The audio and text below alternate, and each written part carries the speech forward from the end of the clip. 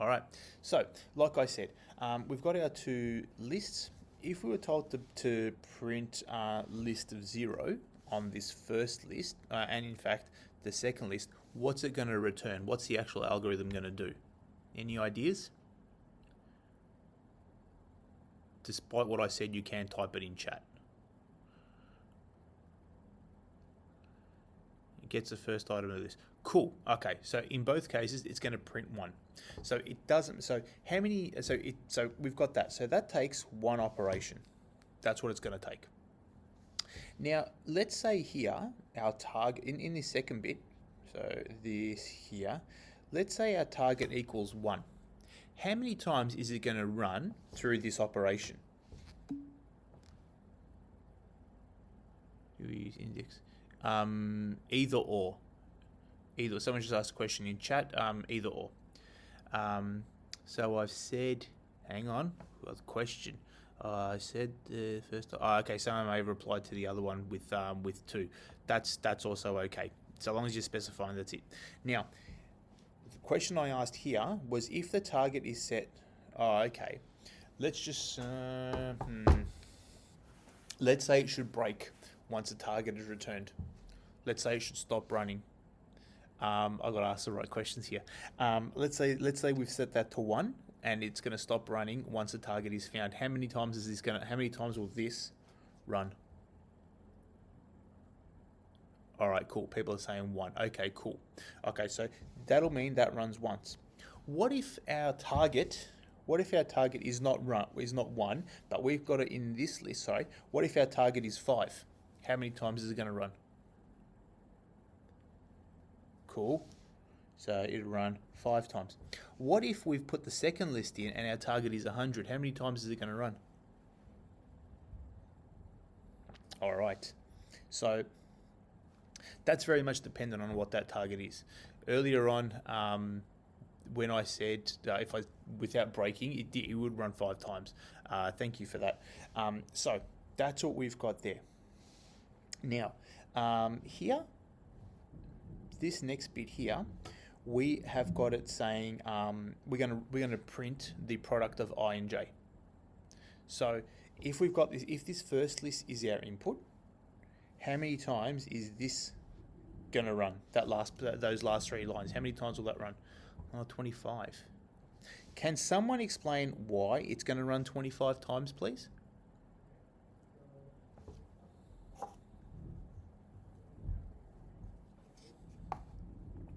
Five times 5. All right, cool.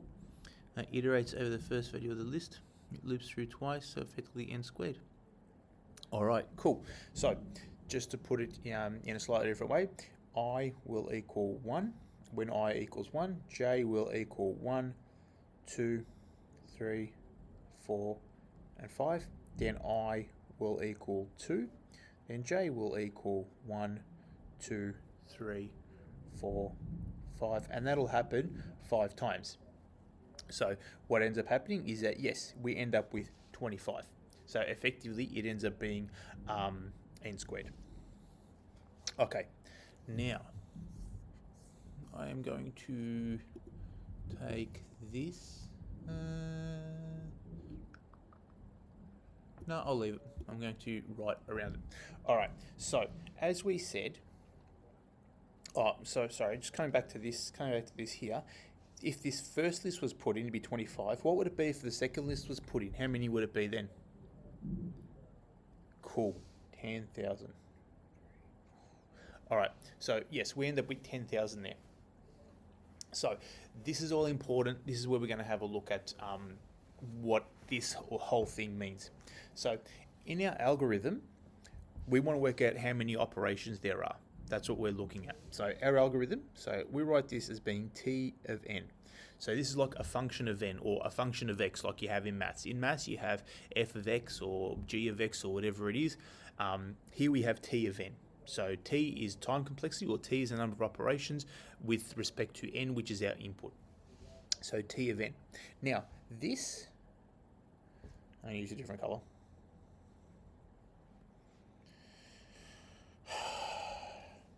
No, different again. So this That took one operation, as we said. Doesn't matter what it is. We could tell it to list, we could say list 5 or list 10 or list 50 or whatever it is. That takes up one operation. One operation, that's it. End of. Not going to take up any more. So that's what we have, a 1. That green is terrible. 1. How many times, like if we didn't know, so this ran, coming back, no, we'll talk about this. If this was looking for 5, it would take 5 operations. If it was looking for 100, it would take 100 operations. What would be this? If we didn't know, if we didn't have a set number, if we just had n, how many times would this run?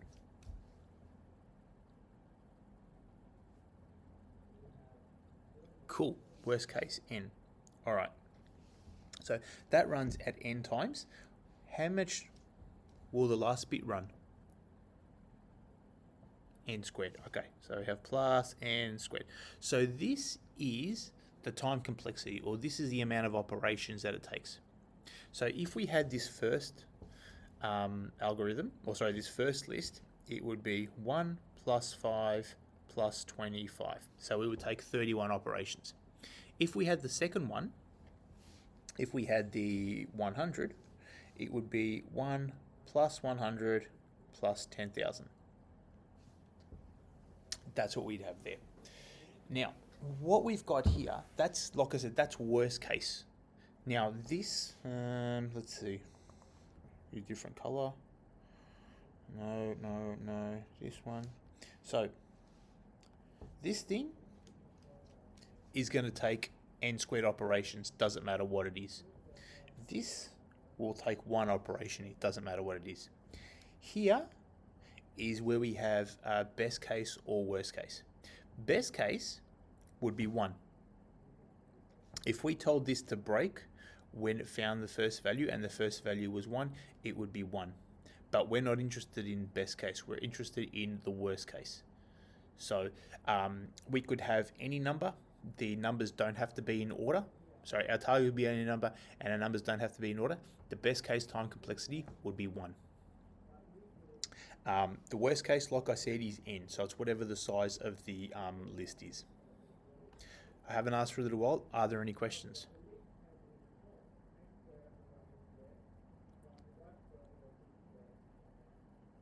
Okay, all right. So, let's see. Can I write some things here? Have I got enough room? All right, cool. Yes, I have a little bit of room before we go on to the next thing. Okay, so move this across, move it across. I've just drawn all over it. It's all right. So our time complexity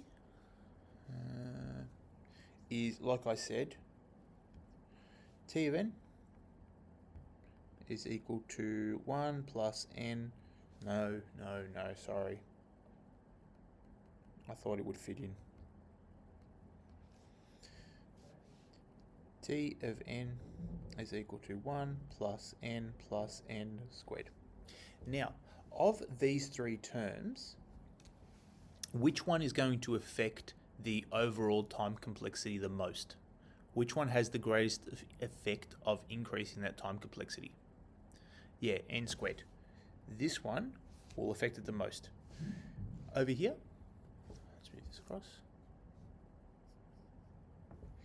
This doesn't change the time complexity. I probably shouldn't have crossed it out. Looks like I crossed it out. That does not change the time complexity, that part of the algorithm. It doesn't matter the size of the input. Here, the size of the input matters. We've gone from 5 to 100. So it's a factor of 20 that's increased by. That's what's happening here. Whereas over here, it's increased by a lot more than a factor of 20. It's increased by a factor of like 200 or 400 or something like that. So yes, 400 because it's n squared. Lucky I don't teach maths anymore. So that's what's happening there. So this has just gone from 25, it's gone up to 10,000, which is a lot bigger of a jump. So because of that, what we do is we say that this algorithm falls into big O of n squared, because we're looking for whatever the biggest term is there, or whatever affects the time complexity the most, n squared. Are there any questions?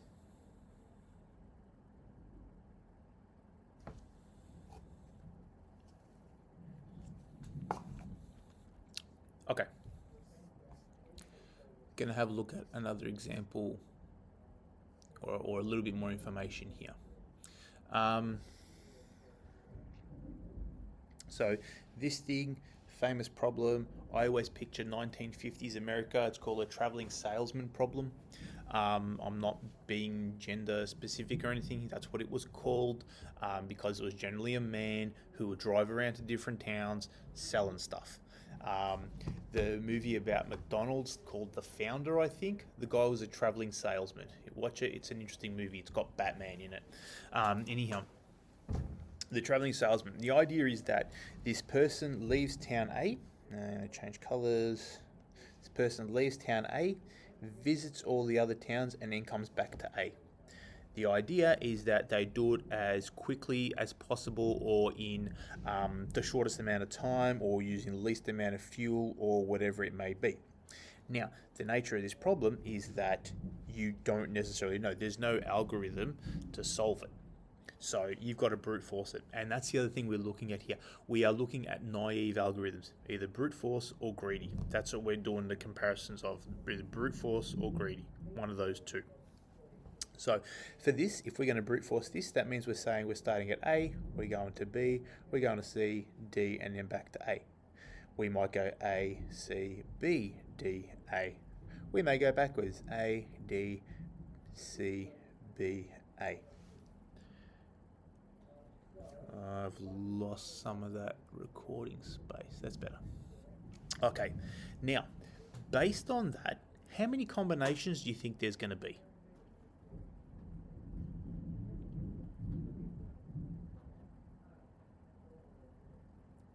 Year 11s may struggle with this depending on where you are in terms of methods. I don't know if you're doing specialist maths. N squared. Cool. Oh, sorry, not N squared, not N squared. N exclamation mark. Can someone, in this case, N, 6. 6. Oh, hang on. Now we've got, someone is saying N squared, N factorial. Someone is saying 6. Would you two like to explain what's going on there? How do we get 6? How do we get N? So you're saying 3. Oh, so this is good. So James is saying 3 factorial, and A is always the start and the end. Okay, and Declan is saying, so Declan was saying N factorial, you'd be saying 4 factorial. Okay, the two Nossal year 12s. What do you two... What do you think? Declan, James puts across a point saying A is always at the start of the end, and I'm taking that's why it should be 3 factorial. What do you think? I chose that because I remember factorial being part of the combinations equation in methods 1, 2, and so I just kind of slapped it on the end. I didn't think about it too hard. Cool. That's on me. All right. Okay. No, that's okay. I'm not saying that you're wrong. I'm just putting something out there. I actually think I did explicitly state that they start and end at A. BAC. No, bad CB is not a legal path because they're starting at A and finishing at A. That's part of the travelling salesman. Travelling salesman isn't going to start at their hometown and then not come back to their hometown. So just be careful. Okay. So it's either 3 factorial or it's 4 factorial. We'll talk about that in a few minutes. If we had this scenario here, let's say they built another town somewhere, 1950s America. So they're going to go A, B, C, D, E, and then back to A. A, C, B, D, E, back to A. Backwards, A, E, D, C, B, and A. How many combinations are we going to have with this one? Okay, right next saying 4 factorial. Will can 4 appear there? Yeah, cool. 4 factorial, that'll do. Yep. Anyone? So so Ratnak is Team James. He's saying 4 factorial, whereas someone else might say 5 factorial. Okay, all right. So that's what we've got. So yes, basically what we're looking at here is this being, I'm just trying to find space where I can write. So it's either going to be n minus 1 factorial because of that starting and ending in a, or it's going to be n factorial. So let's have a look at some other stuff here.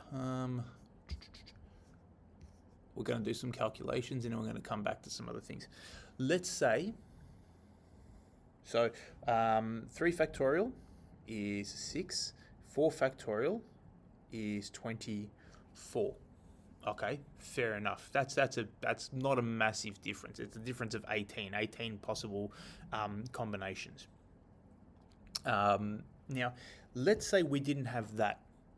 Let's say we didn't have 4 towns or 5 towns. Let's say we had 10 towns.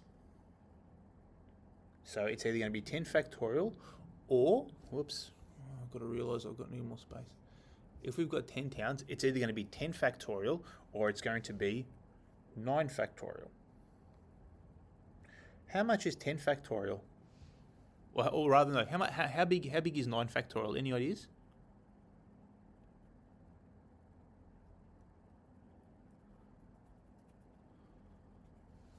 The Noswell people don't know this. A lot of you can recite pi to like 100 places.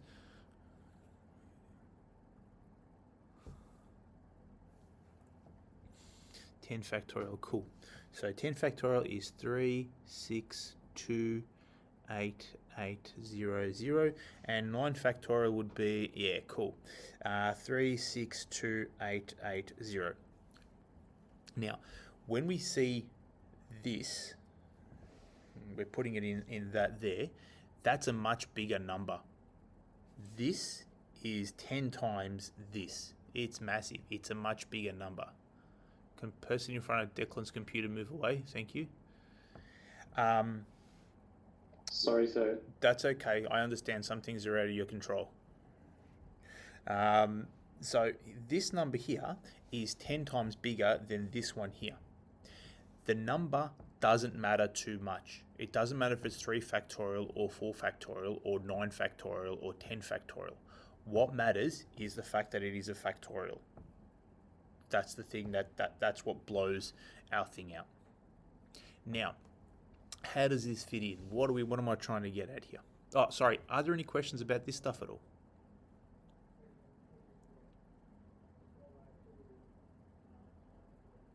Okay. Brings me to this graph. Oh, you can't see it yet. I've got to change. This is the way we can describe what we call big O time complexity in a graphical way. So what we're seeing here is n, the size of the input increasing, and then the number of operations increasing. If we're running constant, doesn't matter what the size of the input is, it's constant. And it doesn't matter if we have 3 operations, 12 operations, 1,000,000 operations, we still denote it as being O of 1. Sorry, that's what we mean by it being constant. Some algorithms run in log time. So we take the log of our size of our input. So if our input is 10, we may take log to the base 2 of 10, which is log to the base 2 of 10. I don't know what it is. But we always just have log. We don't care if it's log to the base 2, base 3, 10, 5, whatever. It's just log to the base n. Linear time complexity is the next one up. So that's what we had to look at. That was our linear search before. We have this thing here, which is superlinear. I think it's called superlinear, or maybe log linear. I don't know. Either way, it's n times log n, and that's still okay. Then we have polynomial. It's represented here by x squared. Doesn't matter what it is, what the power is, so long as it is so long as it's a power, as long as it's a number, and a positive number. Positive integer, I don't think it has to be an integer, just as long as you've got a positive number here, that's okay. These two things are bad. They're both bad because the time complexity becomes a factor of the size of the input. So here, the size of the input, while it matters, here the size of the input will affect how much it increases by. or the number of how much the number of operations increased by. So that's the case with both of these. That's why we saw such a big blowout going from 9 to 10 operations, and you'd see a similar thing here. Also, with exponential, it doesn't matter what the number is, it is the n here that matters. Okay, so like I said, these two are bad. We don't want these to happen. Problems we look at in Unit 4, a lot of them, maybe not a lot, but they are based in this area. What we want to do is we want to find alternatives that are any of these other ones. Now, I've got a dotted line here, a dotted line on a graph. What does it generally represent?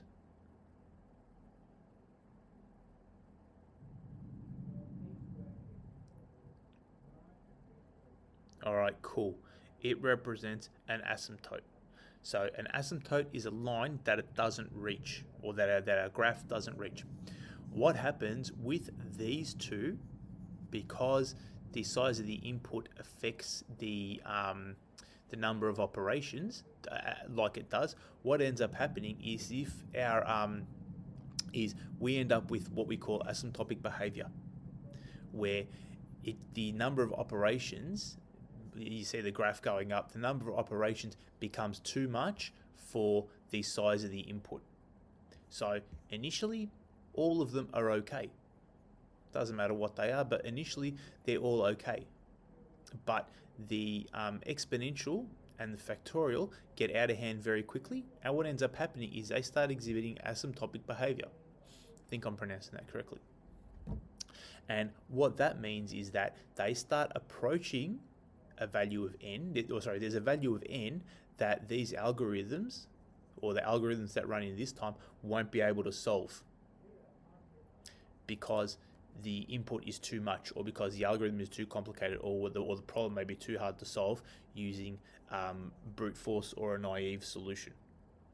So they approach a number of inputs, but they can't actually solve it because it's too time complex. This traveling salesman is one of those. We can generate 6 combinations. We can generate 24 combinations. We can generate, what do we got here? 36 million or 3.6 million combinations. We can do that. 50 years ago, they may not have been able to do this, but we can do this fairly easily now. We probably can't do 100 factorial combinations. So if you were trying to apply this in the real world, you wouldn't be able to do it because of the fact that it would take up too much. It'd be too hard to do too many operations to generate every combination of every town in 1950s America. Are there any questions?